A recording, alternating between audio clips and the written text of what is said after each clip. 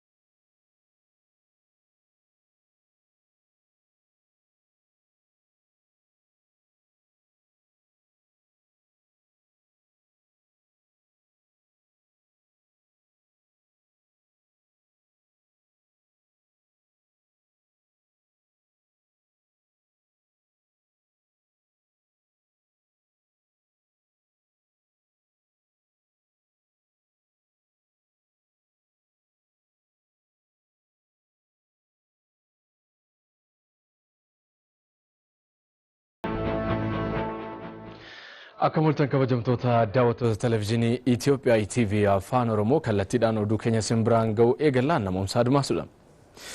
Ministeerri Muummee Abiy Ahmed duula Al-Shabaab naannoo Baha Afrikaa irra balleessuu cimsuu fi waltajjii magaalaa Moqaadishootti gaggeeffamaa jiru irratti hirmaataniiru. Ministeerri Muummee Abiy Ahmed pirezidaantii Keeniyaa Wiiliyaam Ruuto kan Jibuutii Ismaa'eel Umar Gilee fi kan Somaaliyaa Hassan Sheekh Mohammed waliin haala shororkeessummaa ittisuun danda'amu irratti mari'ataniiru. Ministeerri Muummee Abiy Ahmed addatti pirezidaantii Keeniyaa Wiiliyaam Ruuto waliin dhimmoota hariiroo bu'uuraalee misoomaa investimentii daldala irratti dhimmoota naannawaa irratti xiyyeeffachuun mari'achuu isaanii ibsameera. Hooggantoonni lameen waltajjii naannawaa Baha Afrikaa Somaaliyaa magaalaa Moqaadishootti gaggeessan cinaatti dhimmoota hariiroo biyyoota lamaanii caalmaatti cimsuu danda'an irratti mari'ataniiru. Kana malees loltoota Itoophiyaa Al-Shabaab waraanaa jiran waliinis mari'ataniiru jedhameera. Ministeerri Muummee Abiy Ahmed waltajjii naannawaa Baha Afrikaa Somaaliyaatti gaggeeffamu irratti hirmaachuu fi har'a ganama magaalaa Moqaadishoo galuun isaanii kan yaadatamudha.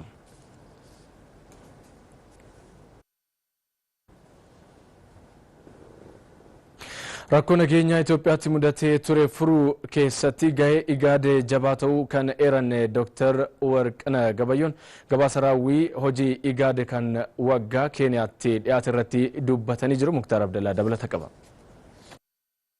Jibuutii kan maaddeeffate gurmiin misooma mootummoota Baha Afrikaa IGAD nagaa fi tasgabbii qaxanichaa mirkaneessuuf hojiiwwan garaagaraa hojjetaa jira. Gabaasa waggaa gurmii misooma mootummoota Baha Afrikaa kan dhiyeessan barreessaan olaanaa IGAD Dr. Warqinaa Gabayyoo gurmichi rakkoo sadarkaa naannawaa fi sadarkaa ardii waggoota lamman darban keessatti mudatan hedduu furuu keessatti gahee olaanaa bahaa turuu himaniiru. Rakkoo nageenyaa Itoophiyaatti mudatee ture furuu keessatti gaheen IGAD jabaa ta'uu kan eeran Dr. Warqinaan kunis hojii boonsaa keenyummaa qabudha jedhaniiru.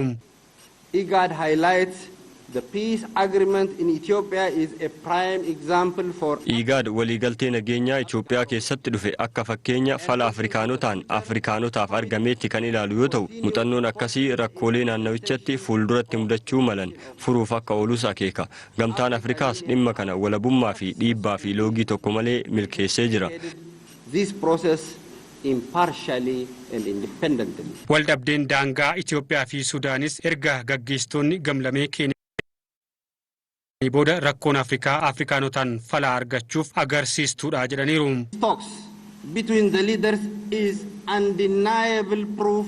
Mariin gaggeessitoota gidduutti taasifamu walitti bu'iinsota mudatan waliin dubbachuu fi miira obbolummaan furuuf kutannoo jiru kan mul'isudha. Dr. Warqinaan gabaasa isaaniin waldhabdee Sudaanitti mudates dhaabbata mootummoota gamtoomanii fi gamtaa Afrikaa waliin ta'uudhaan furuuf hojjechaa turuu himaniiru. IGAD is working in conjunction with the African Union and the United Nations under the patronage of the trilateral mechanism to coordinate and support national dialogue toward a civil transition. Dhimmi Riippaabilika Suudaanis adeemsarra jira. IGAD rakkinicha furuudhaaf gamtaa Afrikaa fi dhaabbata mootummoota gamtoomanii waliin ta'uudhaan ce'umsi aangoo siivilii akka jiraatu hojjetaa jira. Bu'uura carraaqqii qaamolee sadan kanaan dhimmi Riippaabilika Suudaan ammas adeemsarra jira. Waliigalteen marsaa duraa qaamolee waraanaa fi qaamolee siivilii gidduutti muddee darbe raawwatee jira. Kan lammaffaa amajjii kana mariin bal'aan qaamolee siiviliin waliigaltee muddee irratti hubannoo bal'aa uumuuf taasifameera. Bara 2023tti ammas IGAD marii bal'aa qaamolee siiviliin gaggeeffamu ce'umsaa fi nageenya waaraa biyyattiif bu'aa akka qabu hubachiisa. IGAD marii fi waliigaltee hunda hirmaachise akka jiraatuuf ni hojjeta. Kanaafis waamicha ni dhiyeessa. Will arrive at a common position on the roadmap to transition. IGAD supports an inclusive and participatory consultation process and call for the broader participation of all stakeholders. Dr. Warqineen ibsa isaaniin Itoophiyaa dabalatee biyyoota miseensa gurmichaa 7 keessaa biyyoota 5 kanneen akka Itoophiyaa, Jibuutii, Ugaandaa fi kanneen biroo keessatti filannoon milkaa'aa gaggeeffamuu himuun kun ammoo kutannoo biyyoonni miseensa gurmichaa dimookiraasiif qaban kan mul'isudha jedhaniiru. In 5 out of 7 our member states. These include election in Biyyoota miseensa gurmichaa ta'an 7 keessaa 5 waggoota lamaan darban filannoo gaggeessaniiru. Filannoon nagayaa kun kutannoon naannichi dimookiraasiif qabu mul'isa. Naannawa baha Afrikaatti nageenya waaraa fiduun guddinaa fi badhaadhina qindaa'aa fi faayidaa waloo irratti hundaa'e mirkaneessuu hunduu qooda isaa bahuu akka qabus barreessaan olaanaa IGAD Dr. Warqinee Gabayyoo hubachiisaniiru. Gurmuun misooma biyyoota Afrikaa bahaa IGAD gargaartuu komishinara Daraartuu Tulluu tumsa nageenyaaf taasifteef beekamtii kenneefi. IGAD gabaasa raawwii Keeniyaa Mombaasaatti dhiyeessuun gama raawwataa jiru irratti gargaartuu komishinara Daraartuu Tulluuf beekamtii kan kenne. Barreessaa olaanaan IGAD Dr. Warqinee Gabayyoon wayita naannowichi rakkoolee namtolchee fi uumamaan qoramaa turetti dhaabbilee fi namoota dhuunfaa garaagaraa nageenya naannowichaaf gahee bakka bu'iinsa hin qabne baachuu ibsaniiru. Namoota dhuunfaa jijjiirama qabeenya qilleensaa ittisa balaa nageenyaa fi tasgabbii deeggarsa namoomaa fi dhimmoota biroo irratti gahee mataa isaanii baatan 21f beekamtiin kennameera. Gargaartuun komishinara Daraartuu Tulluun walitti bu'iinsa kaaba Itoophiyaatti mudatee ture hordofee nageenya bakka bu'uuf waltajjiiwwan garagaraa irratti sagalee nageenyaa ta'uun gahee ba'atteef beekamtii kennamuuf ibsaniiru. Waltajjii kamirrattuu nageenyaaf dhaabbachuun ambaasaadara gaarummaa ta'uu ishee gochaan agarsiifteettis jedhaniiru.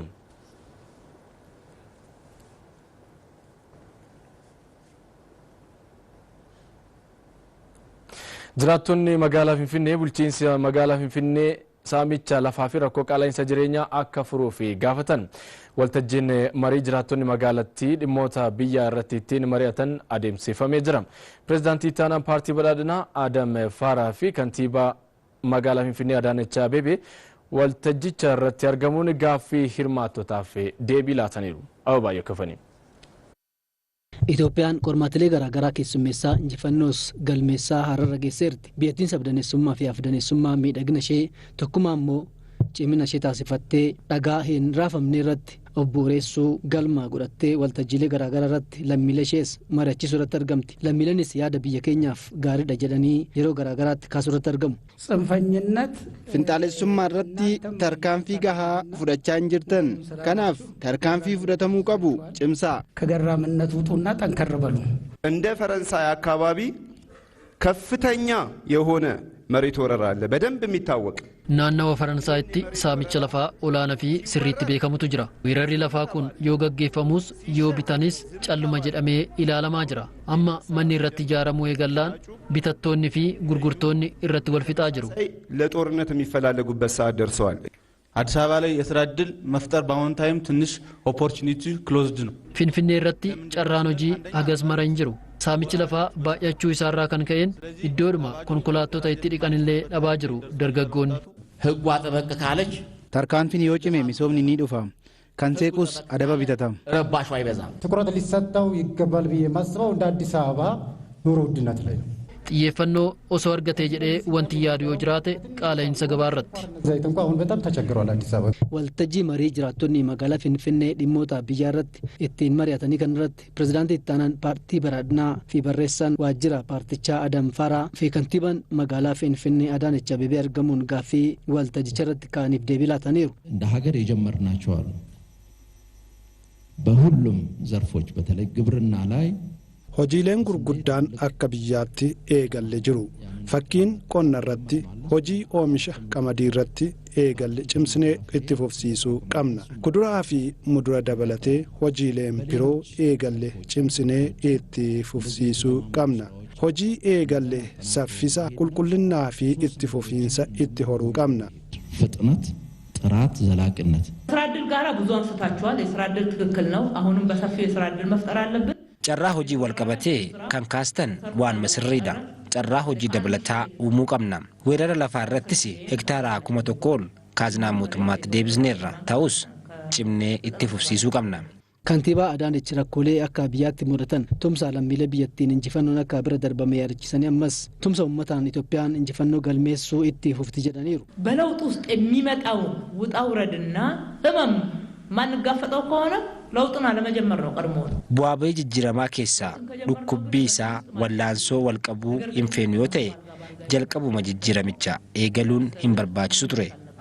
takkaa jijjiiramicha eegallee jennaan rakkoolee keessa darbuun dirqama. ጥፋተኞችንና የጥፋትን ሁኔታ እየቀነስን ነገር ግን በውጣ ውረድ ማለፍ ደግሞ የማይቀር መሆኑን እየተማመን መሄድ መቻል ይኖርብናል ማለት ነው. duudhaalee nageenya sirna gadaa keessa jiranitti fayyadamuu dhabuun gaaga'ama siyaasaa mul'atuuf sababadha jedhan ogeessonni sirna gadaa qoratan. sirnoonni duudhaa gama nageenya waaraa fiduu keessatti gaheen qaban olaanaa ta'uun hubatame itti fayyadamuun barbaachisaadhas jedhameera. hunda caalaa uummanni Oromoo duudhaawwan kanaan jiraachuun dhalootatti dabarsuuf hojjechuutu irraa eegamas jedhanii jiru. amma beektashoomaa dabalata qabdi. sirna gadaa keessatti nageenyi waa hundaa oli. samiifis ta'ee lafaaf dursa kan lallabamu nageenya. Waanni nagaa lafti nagaa barii waaqaa nagaa bariin barraagaa nagaa bariin barraagaa nagaa. Kan nagaan bule nagaa nooyi lolaa wajjin nooyi hamaan garagara nooyi. dhimmi nageenyaa dhimma birmadummaa lubbuu qabeeyyii fi dhabeeyyii wal qabatas jedhu hayyoonni sirna gadaa irratti qoratan. waan nageenyaan jedhu kun aadaa cabsuu fi aadaa eegurraa dhufa. aadaa noo cabe nageenya bada jedhanii amanu. aadaa noo cabe uummanni sun hin gaaga'ama hin bada jedhanii amanu. kanaaf yoo aadaan cabu yoo duudhaan cabu yoo safuun badu nageenyi boora'aa ispeeshaalii saba tokko keessatti jechuudha. bakka gadaan jirutti nageenyi boora'ee rakkoon yoo uumamillee gadaan fala qaba. falli gadaa hanga diinaaf kooluu fi dahoo ta'utti kan ga'u ta'us ogeeyyii sirnicha irratti qoratan kun kan isaan dubbatan. sirna gadaa keessatti jalqabuma namni gaafa dhalatu mirga dhala namaatiin dhalata jechuudha. kun immoo birmadummaa waan jedhutu jira. birmaduu sana keessa darbee even otoo waraanni uumame wantoonni waraana keessatti yeroo uumaman wantoonni akka fakkeenyaaf seera kooluu kan jedhamu jira. seera boojuu kanneen jedhamu illee jira jechuudha. keessattuu namni waraana keessatti harka kennate seera mataasaa qaba jechuudha. miidhama gar-tokkoo hambisuufis carraaqqiin sirna gadaa keessatti taasifamu dimokiraasii addunyaarraayyuu addatti filatamaa isa taasisaas jedhan yuunivarsiitii Ambootti barsiisaa fi qorataan dhimma hawaasummaa Taaddalee Warqinaa. sirni gadaa jaarsummaan haqa irratti hundaa'a. haqammoo akkuma baasutti baasa. ragaa qofaan miti haqa kan inni baasu. ragaa namaaf ragaa sanadaa qofaan miti kan inni baasu. kakachiisee baasa. namni hin sobu jaarsa fuuldura taa'ee ilmoo isaatiif boruu isaatiif waan sodaatu fi dhiigaan dhiqatee walitti haraaramee garaa isaarraa deebi'ee wajjiniin maatii ta'a jechuudha. wal diigee walirraa adda baasa miti. walitti araarsee walitti deebisa ni hiticha malee. adeemsa araaraa sirnichi hordofu keessattis maatii irraa eegalee hanga hawaasaatti caasaa mataasaa kan qabu ta'uu kan himan hayyoonni kunniin. sadarkaa ollaatti sadarkaa gosaatti oluu darbemoo sadarkaa sabaatti jira.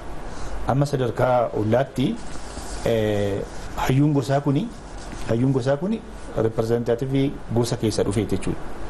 wanni dhufee yoo bade wanni miidhaa noo gahe namni nama ajjeese yoo namni nama buqqise isatu qabamaa jedha. waan bade isatu qabamaa jedha. inni jennaan hin qabamanii taanii dhaggeeffachuu dirqama ta'a. sirna gadaa keessatti abbootiin gadaa gumii gaayoo keessatti seera tumatu seera gaafa tumatan namni akkas godhe kana ta'a namni kana godhe kana ta'a namni kana godhe horii hammana baasa yookiin qarshii hammana baasa yookiin kana adabama jedhameetu tumamee lafa ta'a jechuudha. Kun immoo hagam qaroominni hawaasa kanaa fageessanii yaadutti wal qabate kan ta'u jechuudha. Yeroo ammas iddoowwan sirnichi hanga tokko hojiirra oolaa jirutti bu'aan argamaa jira kan jedhan hayyoonni sirnicha irratti qorannoo gaggeessan sirni kun bal'inaan hojiirra ooluu dhabuu isaarraa kan ka'e safuun ganamaa fi araaraan obbolummaadhaan rakkoolee nageenyaa furuu irratti hanqinoonni har'a argaa jirru kun akka uumamu ta'eeras jedhan. Akka Oromiyaatti mudhan hayyuu gosaa qabnaayi. Hayyuu gosaa kanaaf ajajamaa jirraayi. Kan inni jedhee hin bullaayi. Barnoonni keenya soo laallamma aadaa saniin jabeessayi amma duratti isaan kaasaniiru waanuma alaa dhufe fakkeessinee haasofna dimokiraasii kan garuu akkuma duratti jennu namaaf uumama birootiif safuu kan kenne waaqni akkaataa kanaan akka jiraannuuf kanaaf immoo hariiroo gidduu keenya jiru seera tumatee gadaa irratti jiraachaa jiru uummanni kun jechuudha amma waan santu nu hanqate. Kanaaf akka biyyaattis ta'e sabaatti bu'aa sirna gama hundaan haftee hin qabne kanarraa argamnu ol guddisuun furtuu nageenyaa gochuun barbaachisaa ta'us kaasani. Ruwaandaa keessatti jeenosaayidiin yeroo gaggeeffame sirnuma indigenous knowledge yookaan gajaacaa sisteemii jedhamutu jira. Isatti fayyadamuudhaan kan isaan itti deemaa turan. South Africa fudhachuu ni dandeessa. South Africa keessattis akkasuma sirna Ubuntu jedhamutu jira. Isaan kun hundi isaanii sirna gadaa kana wajjin wal qabatanii kan deemu jechuudha. Fakkeenyaaf keessattuu akka Southern Epistemology jedhamaniitu beekamu jechuudha. Sirna beekumsa warra kibbaa jechuun yeroo baay'ee warra dhihaa kanarraa fudhannee dimokiraasiin akkasii manni murtee akkasii wantoota kanatu furmaata nu kennaa ta'uu hin taane nunumti mana keenyatti waan of harkaa qabnu waan sirriitti beeknu deebinee araaramnee waliin jiraachuu ni dandeenya. Dhimmuma kanarratti dabalataan biiroon aadaa fi tuurizimii Oromiyaa jaarmiyaalee araara sirna gadaa keessa jira kana hanga tokko deebisee dhaabaa jiraachuu sa'aatii oduu keenya guyyaa irratti yaada dabalataa kan nuuf kennan daayireektara misooma sona aadaa afaanii fi hambaa biiroo aadaa fi tuurizimii Oromiyaa obbo Takluu Buusaa siinqee mana murtii aadaa fi jaarsummaa irratti sochiin cimaan taasifamaa jira jedhaniiru.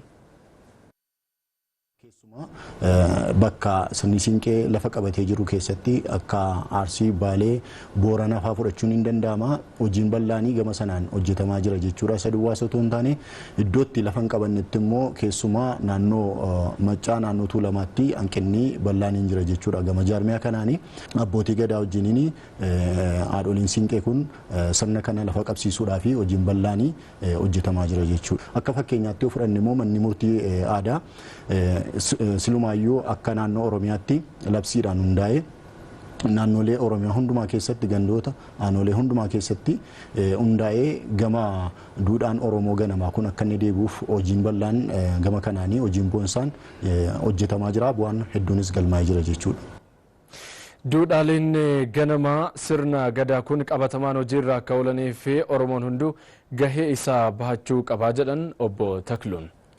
Akkuma amma jaarmiyaa ta'ee lafa qabataa jiru keessumaa waa'een jaarsummaa waa'een mana murtii kuni waa'een sirna siinqee lafa qabataa jiru sana jaarmiyaa goonee lafa qabsiifnee ittiin deebinee waan sana hojiirra oolchuun yookiis immoo gara hojii qabatamaatti jijjiiruutu nurraa eegama jechuudha. Akka fakkeenyaatti yoo fudhanne mana murtii aadaa yoo fudhanne sirriitti jaarmiyaa ta'ee akka inni hundaa'ee rakkoo uummatii rakkoo isaa tajaajila dhaqqabamaa ta'ee baasii tokko malee yeroo gabaabaa gidduutti ragaan sobaa hundumaa sana hambisee uummata fayyadamaa gochaa jirutti jaarmiyaalee sirriitti nageenya irratti hojjechuu danda'an kana lafa qabsiisuudhaanii qaamoleen mootummaas miti mootummaas harka wal qabatanii irratti hojjechuun baay'ee murteessaadha. Sana erga beekan immoo sana fudhatanii an Oromoodha jedhee sirna waa'ee sirna gadaa waa'ee gadaa nan beekatti namana jedhee sana hojiirra duudhaa sana hojiirra oolchuu taanaan immoo inni sana ta'uu dhiisuu waan danda'uuf sirriitti waan sana hubachiisanii gara hojiitti jijjiiruun kan qaamolee hundumaarraa eegamudha jedhee yaada. Referendumii boordiin filannoo biyyaalessaa Itoophiyaa bulchiinsa naannoo kibbaa jalatti zoonii 6 fi aanaalee addaa 5 keessatti gaggeeffame ilaalchisee dura teessuun boordii filannoo biyyaalessaa Burtukaan Miidhagsaa gaaffilee paartiilee adda addaa gaafataniif deebii kennaniiru. akka adde burtukaan jedhanitti boordiin kun hojiiwwan naannoo sanatti hojjetaman irraa kan hafe raadiyoo fi TV afaan isaaniitiin uummata bira akka ga'u taasifameera. Boordichi waltajjiiwwan 4 gadi hin taane qopheessee yeroo adda addaatti falmii gaggeessuun qaamonni yaada lamaan qabatan yaada isaanii akka waliif qoodanii fi taasifameeras jedhan adde burtukaan. Riifarandamii kanaaf yeroo qophaa'u muuxannoowwan idil addunyaa fudhatamuu isaanii ibsameera. Haala kanaan filannoowwan 2 eeyyee yookaan lakkii fi gugee adiin karaa salphaa fi walxaxaa hin taaneen filataaf dhiyaatu. Adeemsa murtee uummataa kana raawwachuuf taasifamuu kana keessatti hojimaanni seeraan ala ta'an raawwatamuu kan himan adde burtukaan boordichi kun namoota dhuunfaa gocha seeraan alaa kana raawwatan adda baasuun tarkaanfii seeraa fudhachuuf qaama dhimmi ilaallatu waliin hojjechaa jira jedhan. Kanuma waliin dura ta'an boordii filannoo dhufu keessatti hojiin seeraan alaa yoo jiraate bu'aa fi irra deebiin filatamuuf tarkaanfiin fudhatamuu fi paartileen dhimmicha keessa jiran seeratti akka dhiyaataniiraniiru. Riifarandamiin bulchiinsa naannoo kibbaa jalatti zoonii 6 fi aanaalee addaa 5 gaggeeffame guraandhala 29/2015 ni gaggeeffama.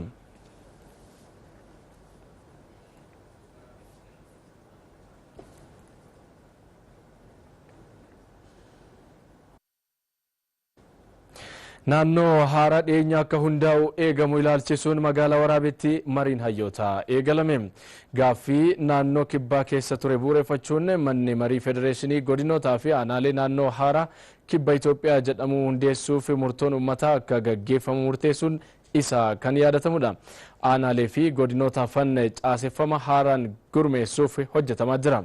Kanaanis godinaalee fi aanaaleen hafan maqaa naannoo giddugaleessa Itoophiyaa jedhuun akka gurmaa'an kan eegamu yommuu ta'u godinni Guraagee, Silxee, Hadiyaa, Kambaata, Xambaaroo fi Halaaban akkasumas aanaan addaa yam qaama naannichaa ta'uu jedhameera. Haala gurmaa'insa naannichaa ilaalchisuun hayyoonni godinaalee kanneen irraa walitti dhufan mari'ataa jiru. Marii kanaanis gurmaa'insa haaraaf alaabaa, faaruu, teessoo akkasumas moggaasa naannichaa irrattis kan xiyyeeffatame ta'uun himameera. Pireezidaantiin naannoo kibbaa Ristuu Irdaa'uu fi afyaa'iin mana marii naannichaa Faaxee Sarmoollo marii kanarratti hirmaataa jiraachuun isaanii Mikaa'el Gazzuun gabaaseera.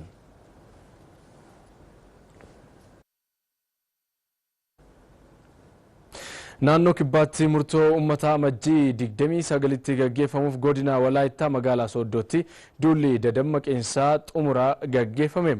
Murtoon uummataa kun wiixata dhufu godina Koonsoo, Oomoo Kibbaa, Walaayittaa, Gaamoo, Gede'oo, Gaamoo, Goofaa fi aanaaleen addaa Burjii, Baaskeetoo, Aallee, Ammaaroo fi Daraasheetti kan gaggeeffamu ta'a. Murtoon uummataa gaggeeffamu kun sagalee caalmaa yoo argate waliin ta'uun naannoo haaraa kan hundeessan ta'a.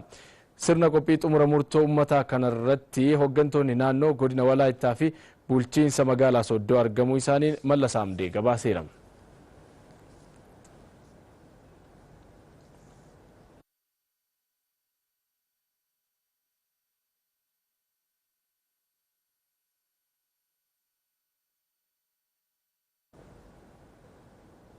Godina Shawaa Kaabaa magaalaa Fiicheetti qonnaan bultoonni aannan gabaaf dhiyeessan bu'aa argachuu malan argachaa akka hin jirre dubbatan. Mootummaan daldaltoota seeraan alaa gabaa keessaa akka baasus gaafatanii jiru. Waajjirri qonnaa godinichaa rakkoolee damichaa furuudhaaf tarkaanfiilee garaagaraa fudhachaa jiraachuu isaas beeksiseera. Abaayyoo Kafaniin. aannan qulqulluun kun olaalamu homtuu keessan jiru nitsannaadha qabameet aannan bareedan deema. Addee Birqee Makaashaa godina Shawaa Kaabaa magaalaa Fiichee keessa ganda duwwaa afurii diida heexoo jedhamu keessa jiraatti. Horsiisa saawwan aannaniin muuxannoo waggaa 20 akka qabdu himti. Ta'us waggoottan kanneen keessatti bu'aan gurgurtaa aannanii irraa argachaa jiranii xiqqaachaa dhufuu ibsiti. Bu'aan keenya gadi bu'aa dhufe. Duraan dursee gaafa oomisha kana qabnu ani asitti odoon ta'in aanaa dagamarrattan calqabee tureeyyu.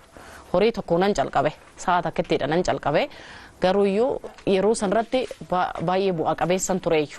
Daldaltoonni gatii yookaan qaalessanii nutti gurguraa aannan ammoo gatii xiqqaan nurraa bitaa rakkachaa jirra jechuun dubbatti. Mixxiniin dur walitti makamee nu dhufu tokko birrii 600 wayii tureeyyu.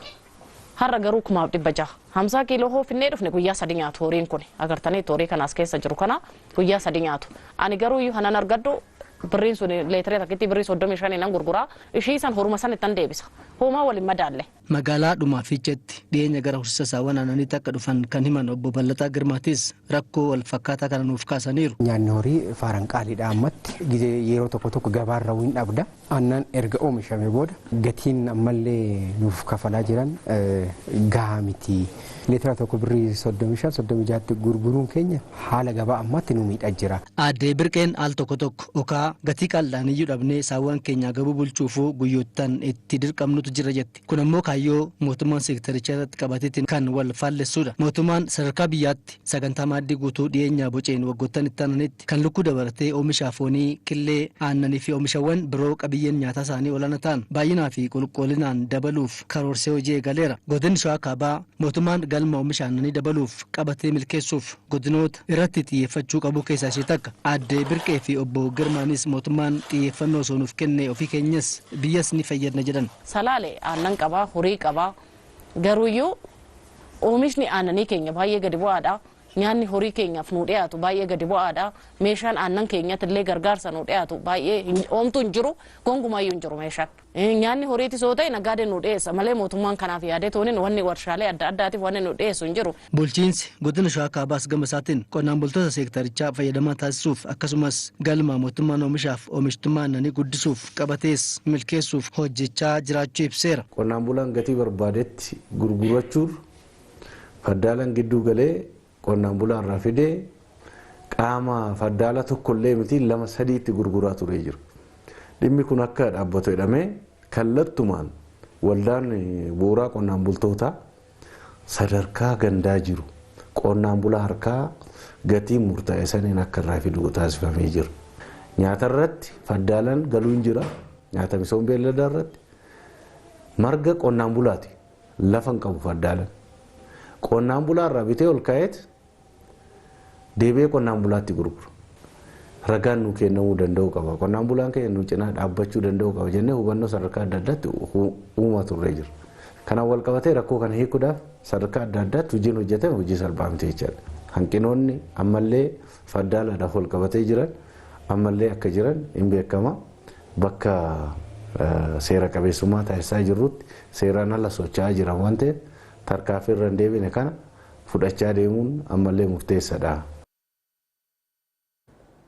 Magaalota keessatti carraalee oomishtummaa damee qonnaan jiru hundarratti fayyadamuun hojjechuun murteessaadha jedhan kantiibaan magaalaa Shaggar Dr. Tassooma Addunyaa. Shaggar kutaa magaalaa Buraayyuutti sosochiin qonna magaalaa eegalamee jira. Teedros Talaa dabalata qaba.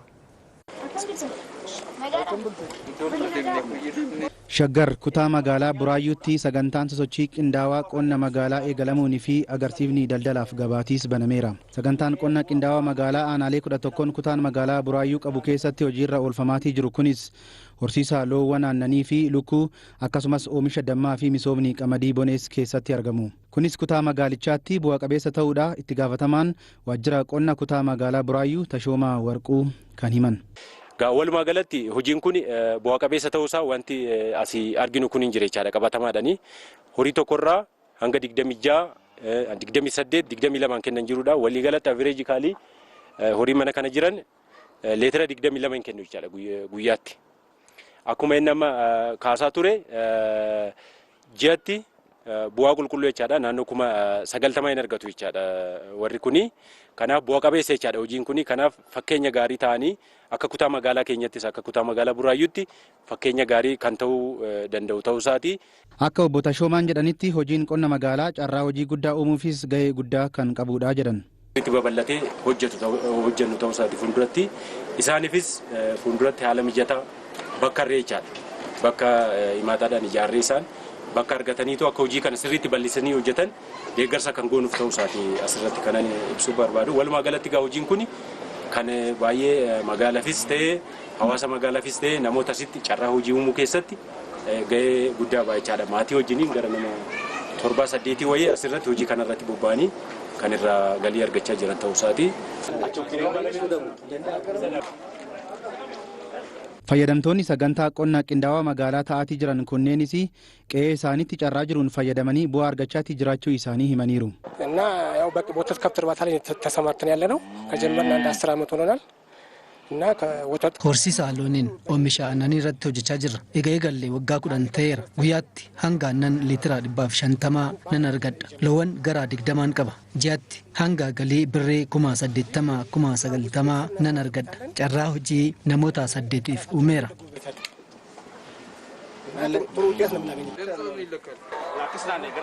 Maqaan kee Geetaawun Madaadhaan jedhani. Maqaa waldaa keenya waldaa horsiisa lukkuu Geetaawun Alamee fi hiriyoota isaaniiti. Waldaa kana erga jalqabnee ji'a jaaguunneerra. Ji'a jaan kana keessatti nama tokkoof carraa hojii uumneerra. Kaapitaalli keenya 400,000 jalqabne qarshii kana walitti buusne ofuma keenyaaf jalqabne hanga ammaatti sumaan socho'aa jirra. Lukkoonnis immoo kennuu jalqabaniiru. Kana booda ofii isaaniitiif yoo danda'anii nuufis bu'aanii kennu inni abdanna jechuudha. Sadarkaa pireezidaantii itti aanaa bulchiinsa mootummaa naannoo Oromiyaatti kantiibaan magaalaa Shaggar Dr. Tashoomaa Addunyaa oomishtummaa damee qonnaatii fi qonna magaalaa guddisuudhaaf carraa magaalli isaanii qabuun fayyadamanii hojjechuun ammatti murteessaa ta'uu dubbataniiru. Kana keessaa walakkaansaa qonnaaf kan ta'u. Kun immoo gosa adda addaaf nuuf tola jechuudha. Fakkeenyaaf kutaa magaalaa Galaanuu Dolalte kalee daawwannaa turre ganda tokko keessatti bal'inni isaa hektaara 4,000 kan ta'u keessatti qonna kanatti fayyadamne 3,000 hin caala jechuudha. Kanaafuu carraa baay'ee guddaa qabna jechuudha. Amma qamadii boonarratti karoora kan baasne yeroo darbee hektaara 2,000 ture yoo laallu potenshaala guddaa qabna. So amma karoora keenya rivaayiz goone karoora keenya karaa hektaara 20,000 guddisneerra jechuudha. Carraa magaalaan qonnaa fi gabaaf qabutti fayyadamuunis yoo hojjetame jijjiirama qabatamaa fiduun akka danda'amus kaantibichi Dr. Tashoomaan himaniiru. Naannoof qofa miti biyyaaf kan ta'u. Ispeeshaalii nu adda kan nagu maalinni gabaa qabna. Finfinneen gabaa keenya jechuudha. Uummanni iddoo jirus gabaa qabda. So kanaaf kan ta'u dhiyeessuun hin dandeenya qabeenya qabna nu kan barbaannu maalinni amma qindoomina barbaanna beekumsaa sadarkaa addunyaatti kan jiru sadarkaa biyyaatti kan jiru karaa kanatti finna isa fayyadamnee qabeenya keenya fayyadamuu dandeenya kan jiru humna qabna jechuufi.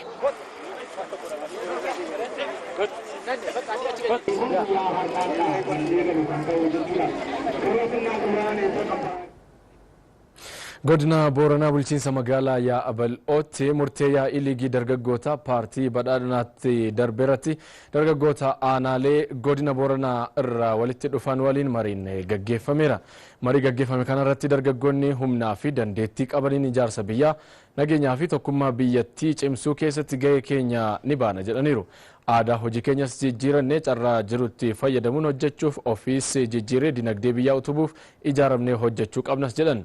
Siyaasni dargaggoota hin hirmaachisnee milkaa'uu hin danda'u waan ta'eef dargaggeessi jijjiirama itti of wareegaa fide tikfachuu fi kunuunfachuu qaba jedhan itti gaafatamaan waajjira dargaggoof ispoortii godina Booranaa obbo Guyyoo Carfii. Dargaggeessi humnaa fi beekumsa qabuun ofiisaatii hojjete hojjechiisuun nageenya eeguu fi hojiilee misoomaa eegalamtee tumsuu qaba jedhan itti gaafatamaan siyaasaa paartii badhaadhinaa godina Booranaa obbo Abdii Eedin. Gabaasni kan waajjira kominikeeshinii godina Booranaati. Kan daawwataa jirtan oduu ETV afaan Oromoo irraa isin bira gahaa jirudha. Amma oduu odeeffannoowwan biyya alaa isinitti himna. Phaaphaasiin bataskaana kaatolikii addunyaa Poop Firaansis Afrikaaf kabajni kennamuu qaba jedhan. Poop Firaansis Riippaabilika Dimokiraatawaa Koongootti daawwannaa taasisaniiru. Uummanni daandiiwwan magaalaa Kinshaasaatti bahuun ulfinaan simatee jira. Biyyoota Afrikaa waggootaaf waraanaan gaaga'amaa jiran keessaa adda durummaa kan eeramtu Riippaabilika Dimokiraatawaa Koongoof kadhannaa taasisanii jiru. Sirna kadhannaa bakka pireezidaantiin biyyattii Feeliks Shisekeedii argamanitti gaggeeffame irratti Poop Firaansis ergaa dabarsaniin qaamolee alaa biyyoota harka lafa jalaan nageenya biyyoota Afrikaa booressan balaaleffataniiru. Qaamoleen alaa hundumtuu Riippaabilika Dimokiraatawaa Koongoo irraa akkasumas guutuu Afrikaa irraa harka isaanii kaafachuu qabu jedhaniiru. Biyyi kunii fi ardiin kun kabajamuu qaba, dhagahamuu qaba. Dimokiraatawaa Riippaabilikaa irraa harka keessan kaasa. Afrikaa guutuu irraayis harka keessan kaasa. Afrikaa hudhuu dhaabaa. Kun dhimma saamicha albuuda fi lafaa miti. Kun dhimma lubbuu dhala namaati. Hegeree Afrikaa dhumaaf dhiisa.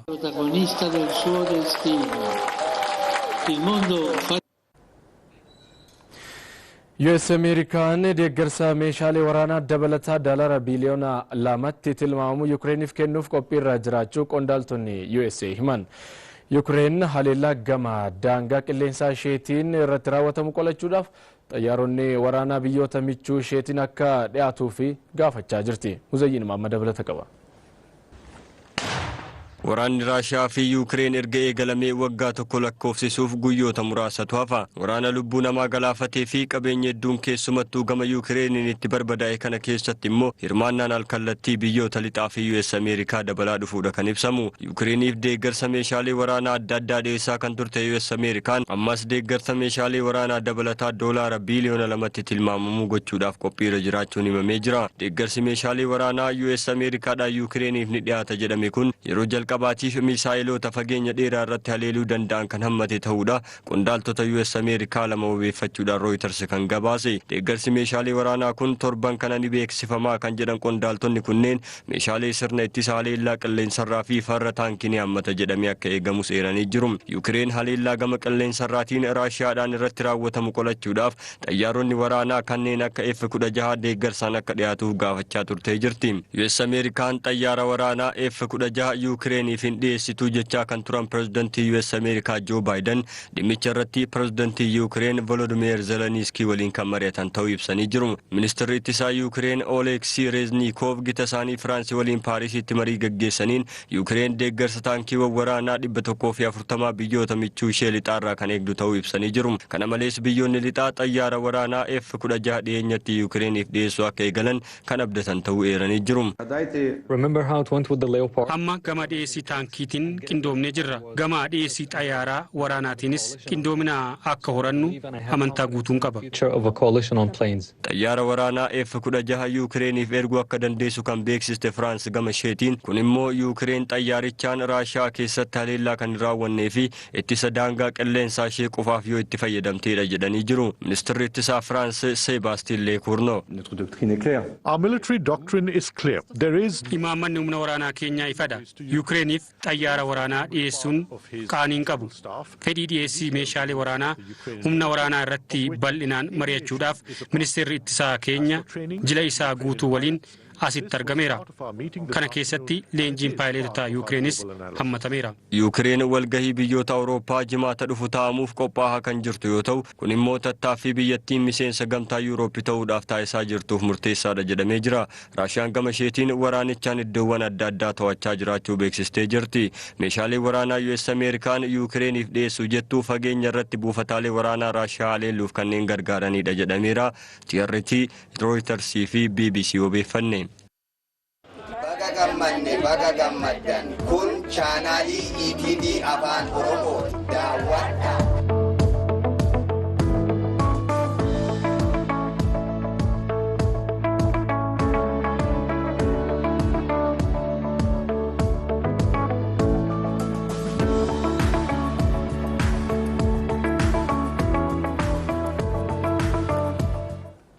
Daawwattoota mammoolitaan sun odeeffannoowwan biizinasii fi kan ispoortii daawwannee walitti deebina.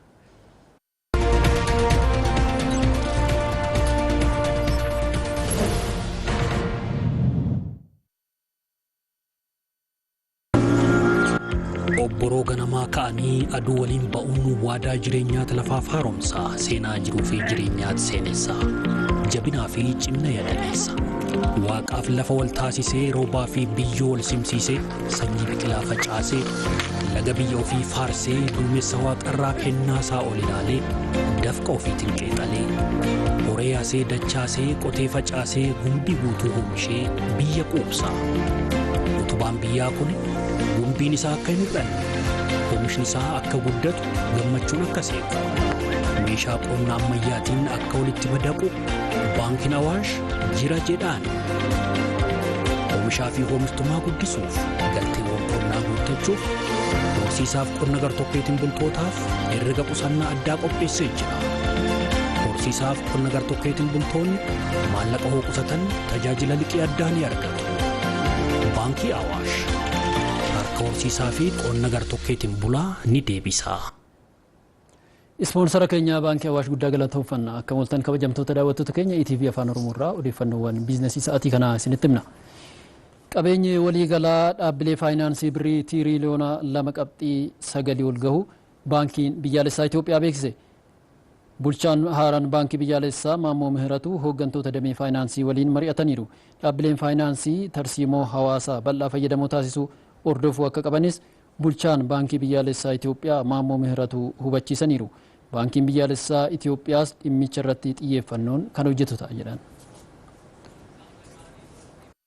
የዋጋ ስቴቢሊቲ የውጭ ምንዛሬ ስቴቢሊቲ guddinni eegalame akka itti fufuuf dhimmoota gurguddoo baankiin biyyaalessaa kana booda xiyyeeffannoon irratti hojjetu keessaa gabaan akka tasgabbaa'uu fi sirni gatii sharafaalaa murteessoo akka jiraatu akkasumas sirna faayinaansii seera qabeessa tasgabbaa'aa fi qaqqabaa ta'e uumuudha. ቁልፍ የትኩረት ጉዳዮች ይሆናሉ ማለት ነው። bulchaa itti aanaan baankii biyyaalessaa Salamoon Dastaa haala waliigalaa dhaabbilee faayinaansii ilaalchisuun ibsa kennaniiru. Ibsa isaaniitiin qabeenyi waliigalaa dhaabbilee faayinaansii tiriliyoona 2.9 ol ga'eeranii kana keessaa ga'een baankilee tiriliyoona 2.8 ta'uu ibsaniiru. Waliigalaan baay'inni baankota biyyattii 31 ta'uu kan himan dhaabbileen inshuraansii ammoo 18 ta'uu beeksisaniiru. የፋይናንስ ተቋማት በቁጥር 109 ደርሰዋል።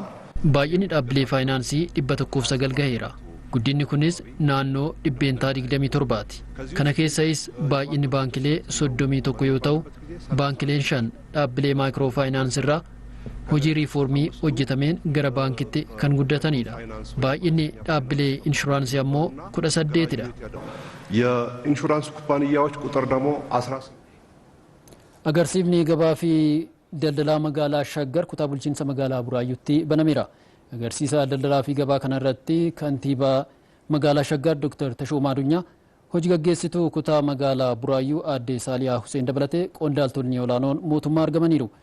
Agarsiisichi bitattoota fi gurgurtoota walitti fiduun carraa gabaa fooyya'aa kanuu ta'u fayyadamtoonni dubbataniiru. Agarsiisicha irratti oomishaaleen indaastirii fi bu'aaleen qonnaa adda addaa kan dhiyaatan ta'u kan gabaase riippoortara keenya Teediroos Tolaati.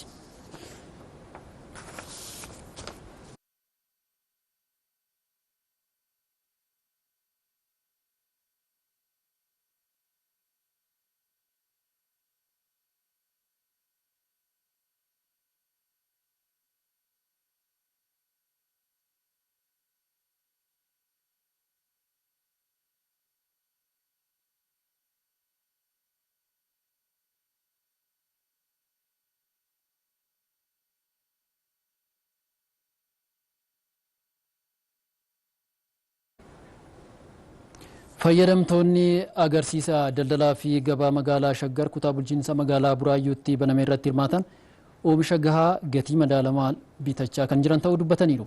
Yaadni isaanii akka itti aanutti dhiyaata. Hirmaattota baazaariin guyyaa har'aasitti hojjettoota keessummootaatiin kofoo adda addaa qabannee jirra. Tiishartii yookiin uffata jalaa uffanni qabannee jirra. Kanneen kana qabannee jirra jechuudha. Kuni dura suuqiitti gurgurra, amma garuu kunoo asitti gurgurachuun keenya gabaa haalaan akka argannu nu taasisee jira jechuudha. Sirriitti argannee jirra. Maamilii fi maamila wajjin kallattiidhaan waa wal argachaa jirruu fi sirriitti gurgurachaa jirra. Gabaa qabna. Carraan kun uumamuunsaa gaariidha. Fuuldurattis carraaleen akkasii uumamanii tasgabbiina gabaadhaa fi baay'ee barbaachisoodha waan ta'eef kunitu uumameetti fufee gaariidha kan jedhu yaada qaba. Qaaleensa jireenyaatti wal madaasee waan gurguramaa jiruuf jecha bareedaadha. Yaada sirriidha jechuudha. Yaada saanduqa yaada sirriidha. Magaalaan keenyas yaada bareedaa irra jira jechuudha. Jechuun kiiloo irratti achi 62 minaaminidha. Gara 70 deemeera. Asii 50 bitachaa jirra. Giddu galeessa xaafii diimaan immoo 48. Baaqelaan suuqii irraa bir 80 asii immoo bir 60. Bir 55 atariin bir 60.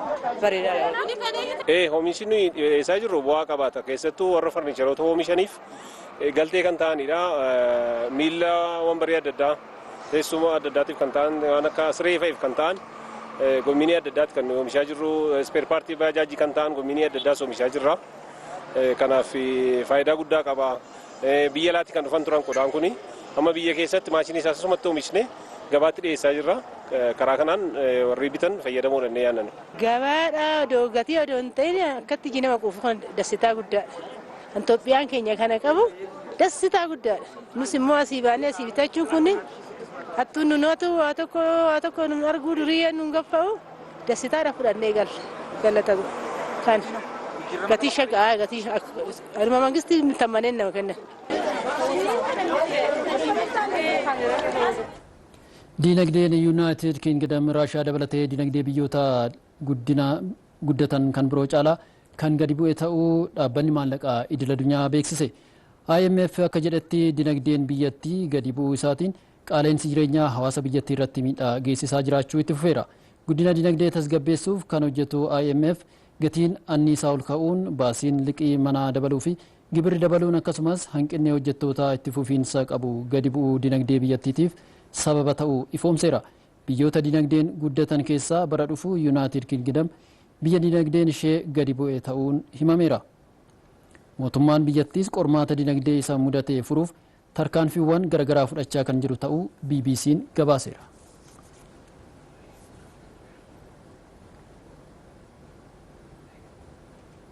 Kabajamtoota daawwattoota keenya odeeffannoowwan biizinasii galgala kanaa kan hanga ammaatti hordoftan ture nu daawwachuu keessaniif guddaa galatooma.